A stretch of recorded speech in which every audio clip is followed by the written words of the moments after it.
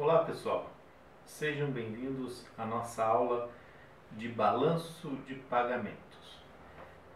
Então, nessa nossa aula, como vocês já puderam ter estudado os capítulos que o professor indicou, nessa nossa aula a gente vai estudar sobre o setor externo, consequentemente os lançamentos no balanço de pagamento e seus possíveis impactos sobre a taxa de câmbio. Tá? Quando a gente fala de setor externo, a gente necessariamente está falando das transações econômicas que envolvem os residentes e os não residentes. Essas transações podem ser de mercadorias, bens, serviços ou ativos. Então, o que eu quero mostrar para vocês aqui, inicialmente, é que os residentes eles podem ser as unidades familiares, ou seja, as famílias, tá? Que têm o seu imposto de renda, consequentemente declaram, né, o seu nível de renda, no caso brasileiro, para a Receita Federal. Tá? As empresas, que são as entidades jurídicas que têm CNPJ no Brasil, no sentido de são autorizadas a produzirem e, consequentemente, a gerarem renda aqui na unidade familiar, e o governo, o setor governamental. Tá? Atenção especial que quando eu tenho uma multinacional operando no Brasil, por exemplo, a GM Brasil, a Ford Brasil, McDonald's Brasil, eles são residentes. O que é não residente, né, são as suas filiais no exterior e principalmente a sua matriz. Tá? Então, quando a gente fala de não residentes, é o resto do mundo. Tá? Então, eu tenho o setor externo, representa todas as transações econômicas entre residentes e não residentes, em famílias, empresas e governo, com relação ao resto do mundo, num determinado período de tempo. Tá? As transações econômicas, que podem ser de duas mãos, ou seja, o Brasil vendendo ou comprando no exterior, ela pode ser de bens, que são as mercadorias, né? Elas podem ser serviços, que é transporte, seguro internacional e viagens internacionais.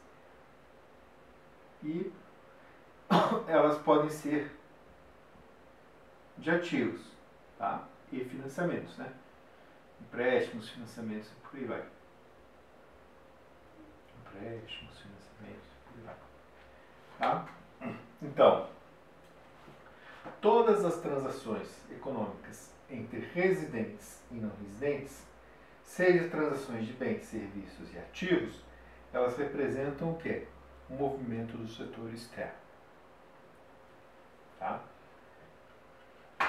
Esse movimento do setor externo necessariamente ocorre numa moeda estrangeira, vamos usar o dólar como referência, né, o dólar norte-americano, e tem que ser registrado no balanço de pagamentos pelo Banco Central. Então, todas as transações internacionais, mesmo que você faça para o seu banco, né, ele informa, né, um cartão de crédito, por exemplo, que você usou no exterior, até pode ser no Paraguai, pode ser, né, na Argentina, nos Estados Unidos, na Europa, né, o banco, a instituição financeira, informa o Banco Central, né, essa transferência. Às vezes identificada, às vezes não identificada. Mas, de qualquer maneira, a instituição monetária, ou seja, a autoridade monetária, o Banco Central, ele faz o registro dessa movimentação de entrada e saída de dólares, que a gente chama de balanço de pagamentos, e é o nome da nossa aula. Tá? Então, o que eu quero fazer aqui com vocês? Eu vou estruturar essas relações econômicas no balanço de pagamentos e vou trazer um exemplo numérico prático para vocês entenderem bem o movimento do setor externo. Então me acompanhe.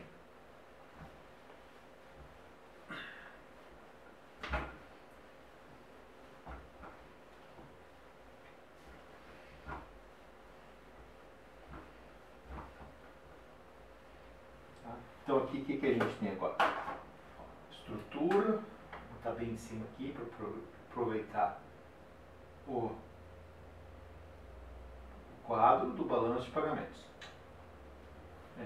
Do balanço de pagamentos. Tá? Quando a gente fala da estrutura do balanço de pagamentos, ele tem basicamente duas grandes contas, que é o saldo, que é o A que a gente chama, que é o saldo em transações correntes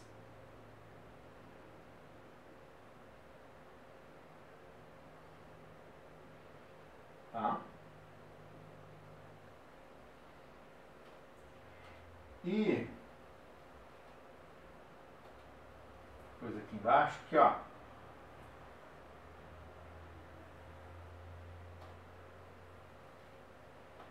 e o B é o saldo da conta capital financeiro.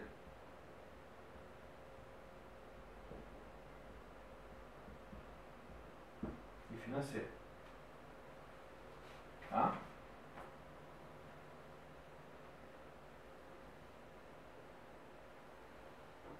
Erros e omissões, que eu não uso, tá? É zero, né? Sempre zero, que é conta C. E o saldo do balanço de pagamentos, que é o saldo final ali do setor externo. Tá? Então, vamos supor o seguinte, tá? O saldo das transações correntes é a conta de bens e serviços e transferências laterais. Então, ela tem a conta A1, que é A1, que é a balança comercial. Essa balança que a gente vê, compra e venda de mercadorias, tá? O Brasil vende soja para o exterior, né? Brasil compra máquinas e equipamentos do exterior, então é a balança comercial. Vamos supor que num determinado período, por exemplo, o Banco Central tenha registrado um saldo da balança comercial brasileiro negativo aqui, ó, de menos 40 unidades de dólar, né? Unidade estrangeira, né? De dólar, menos 40. Tá? A conta 2 é a serviços, que é a conta serviços de transporte seguro internacional e viagem também. Vamos supor que ela também tenha sido negativa, ó, menos 10. Tá? E a conta de renda, que é renda enviada e renda recebida do exterior, né? De renda, tenha sido positiva, de mais 20 unidades. Tá? E a conta de transferências unilaterais,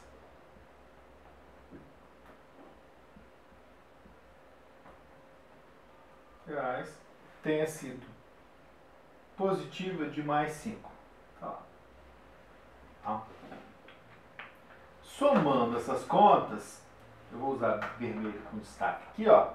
Somando essas contas, a gente tem menos 40, menos 50, mais 20, mais 15, dá menos 25. Tá? Então, percebam, nesse primeiro caso. Então, esse meu setor externo teve um déficit em transações correntes de menos 25 unidades monetárias. Tá? Daí vamos supor que essa mesma economia tenha lá na conta lá, B1, B2, B3 e B4. Né? Tenha no investimento estrangeiro direto,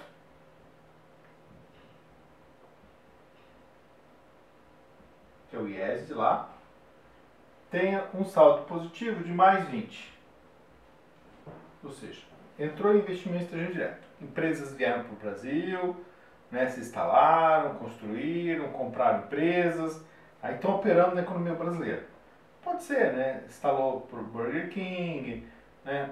Instalou, né, uma unidade de bioquímica estrangeira, né? Matriz no exterior e abriu uma filial aqui no Brasil. Então, digamos que o Brasil recebeu esse capital de 20 unidades monetárias. A economia brasileira fez um empréstimo, os empresários fizeram empréstimo no exterior, tudo no exterior, tá? No valor de mais 5. E os empresários também fizeram financiamento, que aqui é conta capital financeira, né? Financiamento também positivo de mais 30. Mais 30. Tá? E amortizações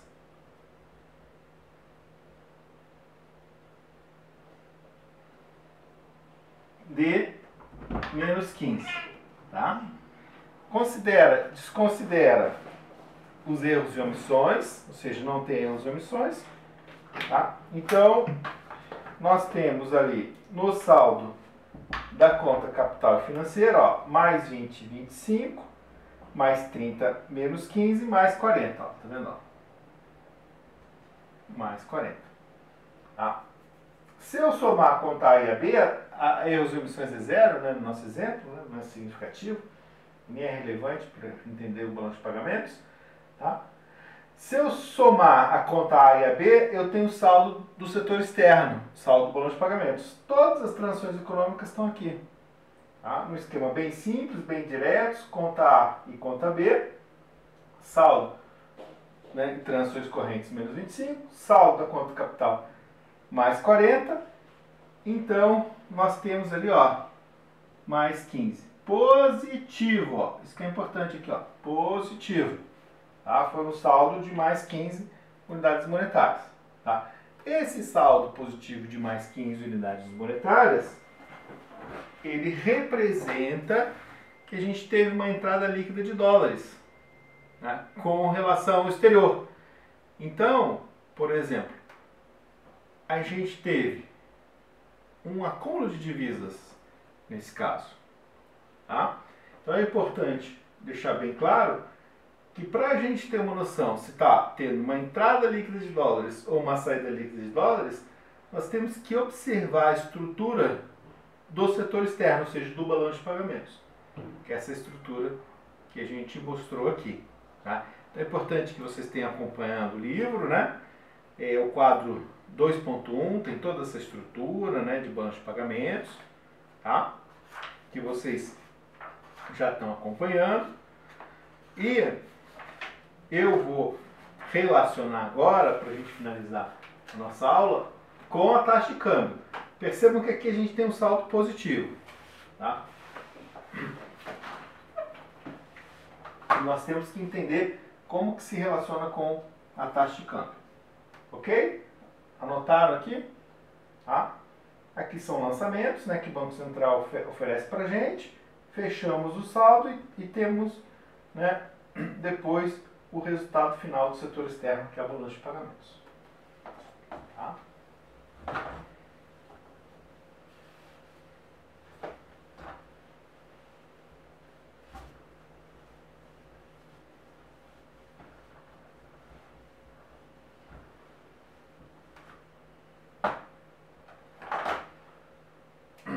Então vamos lá agora. Taxa de câmbio.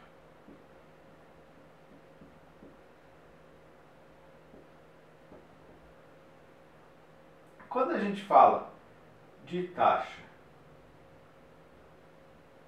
de câmbio, eu vou usar a letra E aqui, ó, E minúsculo, Ezinho minúsculo, tá? É igual, quantos reais são necessários para comprar o quê? $1 norte-americano. Tá? Então é o preço da moeda estrangeira, né? Vou colocar aqui, ó.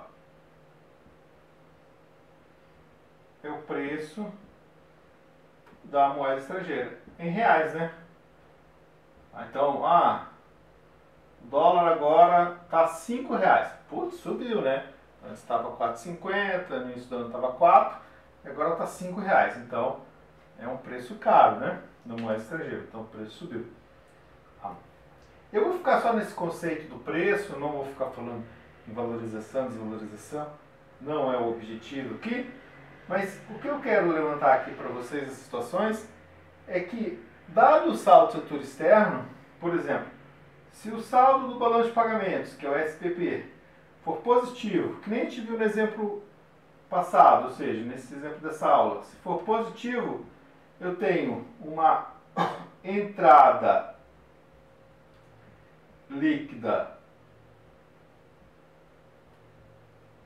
de dólar, né, que é moeda estrangeira, tá? Eu tenho uma entrada líquida de dólar, moeda estrangeira, e uma queda no preço. Se tem uma entrada de dólar, eu tenho uma queda no preço do câmbio, ó. Queda no preço do câmbio. Vou ficar só com esse conceito, tá? Câmbio. Tá? Do câmbio é do dólar. Então o dólar tende a cair, né? O preço do dólar tende a cair. Putz, estava 5, agora foi para 4,10, 4,20. Então é importante, por exemplo, a economia brasileira ter um saldo positivo do balanço de pagamentos para ter um câmbio também menor. Então a tendência do câmbio é cair ou diminuir de acordo com o balanço de pagamentos. Se o saldo do balanço de pagamentos for negativo, menor do que zero, ó, se for negativo, então nós temos uma saída líquida de dólares, tá? E consequentemente eu tenho um aumento no preço